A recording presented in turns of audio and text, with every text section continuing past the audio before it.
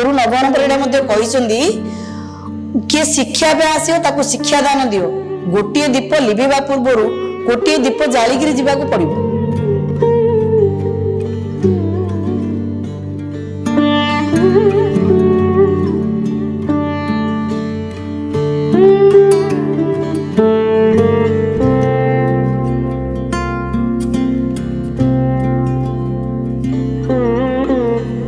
तीन जन महिला अच्छा मु दुआरी जने सत्यवाना जने सुभद्रा। नमस्कार मु डॉक्टर ए अपार मोर यूट्यूब चैनल मो गंजाम मो परिचय को स्वागत करुच्ची।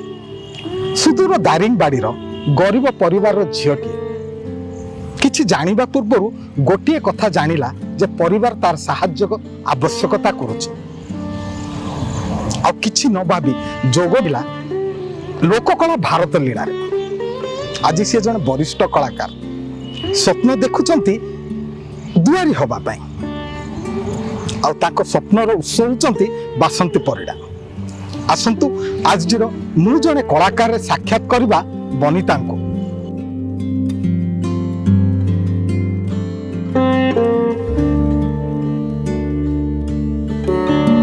बहुत असुविधा चलथिला मोर घरे सेते बेले मते बहुत कम बयस होइथिला मु तो ठीक रे पाठ साठ पढ़िनी आज्ञा मु तो मूर्ख लोक सेमिति मोर मने नाही केते बयस मते हेइथिला मु बहुत छोट थिली घरे बाबा मध्य टिके बहुत असुविधा रे घर चलौथिले हमर सेमिति किछि जागा बाड़ी किमिति नाही हमर बहुत गरीब अवस्था थिला। हमर गंजा ओडिया ढामणा साहिर जने सार आस्थिले आ ए कवि सूर्यनगर जने सार अछंती रोहित बोली से माने झील पिला खोजिया से आसी आम गाँ को मो गाँ हूँ दारिंगबाड़ी आज्ञा।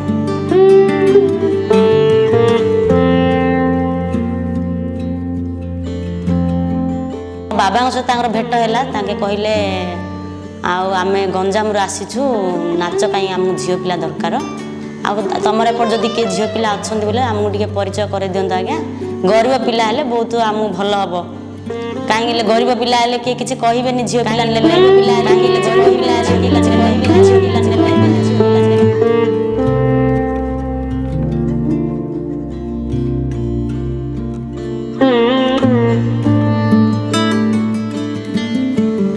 तो मो बाबा निजे चिंता कले कहले मोर तो गरीब अवस्था अच्छी मो झील को मु पचारि बोली बाबा मते पचारे से जिते बड़े कहले मो बाबा मते पचारे कहले झील तू नाच को जीवु तो मु हाँ कली तापर मो बाबा कहले मो झील पाठ साठ किसी पढ़ीनी आज्ञा तो से आज्ञा कहले मु पाठ पढ़ेबी झील को पाखे रखिकी आउ फेर नाच शिखे बोली से कहले से आसिली आसला पर मते समस्त देखी आश्चर्य हेले कहले एते छोट पिला ये नाच कौन करिवो ये तो किसी जानिनी से निजे केमिति खाउची मते से जानि पारनी कौन नाच शिखिबो किंतु भगवान आशीर्वाद रु गोटे मासे कंटिन्यू मु रिहर्सल कली मासे भितर मु पूरा प्रम्प्ट हो गली नाच नृत्य गाइबा शैली सब किछि मु जानिली।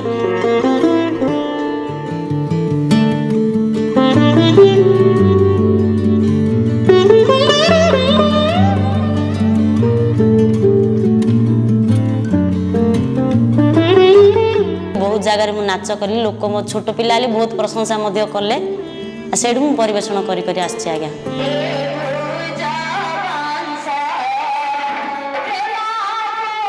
झील पिला तो नाच को गला मात्र समस्ते बहुत खराब कथा कहते गोटे गोटे आर्टिस्ट माने आसिले से माने खराब परिवेषण करथिबे से सब जिनस को बहुत जगह को गले लेडीज माने कहबे नाचुआ पिला गुड़ाक मानू घरे रखन एमती कहते जो आम मेकअप रूम टा दि जाए माइक ना जगह कहे ना ना एम घरे रखनी नाच पिला जाक भल नुहति एमती कहबे केते जगार से सब जिन सहीकि आम हाँ लोक कहले कौन हम किंतु नाच परिवेषण सरला पर से ही प्रशंसा करती जे जा हो गोटे नारी होगी से नाच नृत्य कर भल लगे बोली आमको प्रशंसाटा मिली।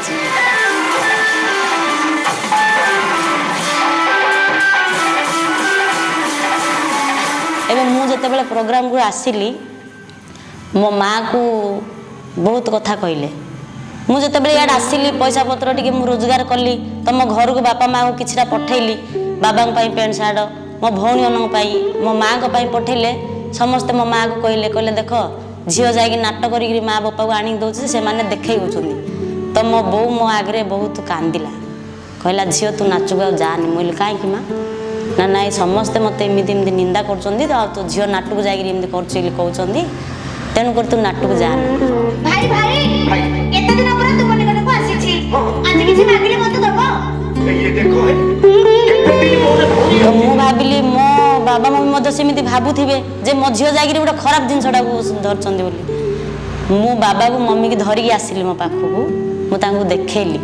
ମୁଁ କହିଲି ଦେଖ ଆଇରେ କୌଣସି ଜିନିଷ ଖରାପ ନାହିଁ, ଆମେ ସମସ୍ତେ କିଏ ଦାଦା ହେବେ, କିଏ ଭାଇ ହେବେ, କିଏ ବାପା ହେବେ, ସମସ୍ତେ ଆମେ ନିଜର ଗୋଟେ ପରିବାର ହେଇକିରି ଆମେ ପ୍ରୋଗ୍ରାମକୁ ଯାଉଛୁ ଆଉ ପରିବେଷଣ କରୁଛୁ। ଏଇଠି ଆମର କୌଣସି ଜିନିଷ ଖରାପ ନାହିଁ।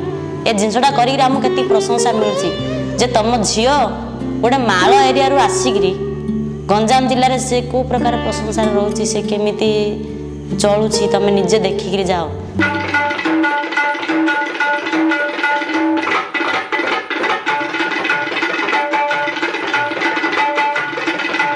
ଯେତେବେଳେ ମୋ ବୋଉ ଆଉ ମୋ ବାବା ଦେଖିକିରି ଗଲେ, ସେ ଲୋକଙ୍କ କଥାକୁ ଖାତିର କଲେନି, କହିଲେ ଲୋକେ କହିଲେ କୁହନ୍ତୁ, ଆମେ ତ ଜିନିଷଟା ଗୋଟେ ଦେଖିକିରି ଆସିଲେ ଯେ ଆମ ଝିଅ ବହୁତ ଭଲରେ ଅଛି, ଲୋକେ କହିଲେ କ'ଣ ଦେବେ କି?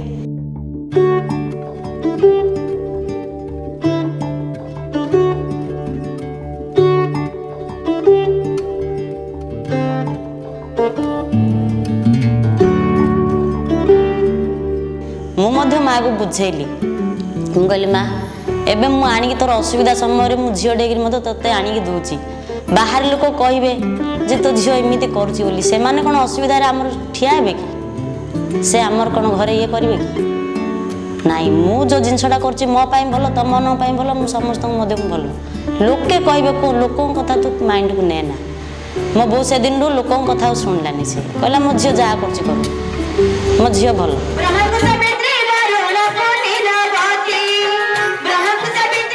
ମୋ ଶାଶୁ ଶ୍ୱଶୁର ଆଉ ମୋ ଘରର ଦାୟିତ୍ୱ ବି ମୋ ଉପରେ, ଆଉ ମୋ ଶାଶୁ ଶ୍ୱଶୁରଙ୍କ ଦାୟିତ୍ୱ ବି ମୋ ଉପରେ। ମୋ ନାଚକୁ ଯାଇକିରି ମଧ୍ୟ ମୁଁ ତିନିଟା ପରିବାର ମୁଁ ଚଳାଉଛି।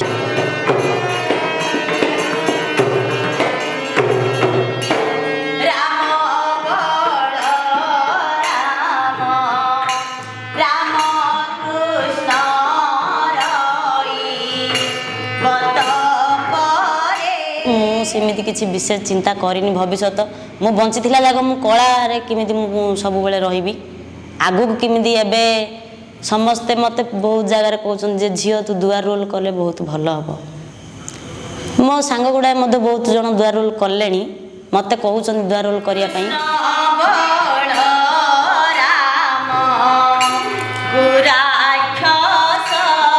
କିନ୍ତୁ ଆଜ୍ଞା ଦୁଆର ରୋଲ୍ କରିବା ପାଇଁ ହେଲେ ସେତିକି ସାହସ ଦରକାର।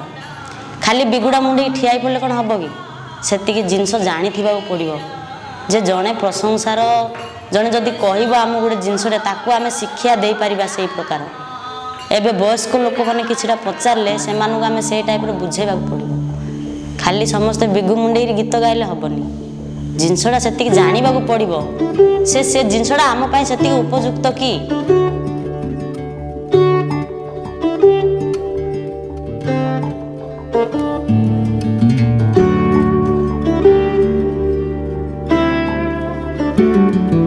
ଏବେ ଦୁଆର ରୋଲ୍ କଲେ ସେତେ ଜିନିଷ ବୁଝେଇବାକୁ ପଡ଼ିବ ସମସ୍ତଙ୍କୁ, ସେତେ ପରିବେଷଣ କରିବାକୁ ପଡ଼ିବ।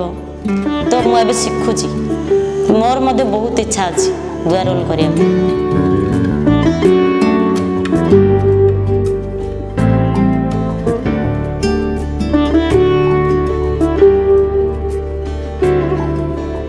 ତାଙ୍କର ଲୋକକଳାରେ ଯାତ୍ରା ଆଉ ବିଶ୍ୱାସ ଦେଖିଲେ ଗୋଟିଏ କଥା ନିଶ୍ଚିତ ଭାବରେ କହିହେବ, ତାଙ୍କର ସ୍ୱପ୍ନ ପୂରଣ ହେବାରେ ଆଉ ଅଧିକ ଦିନ ଲାଗିବ।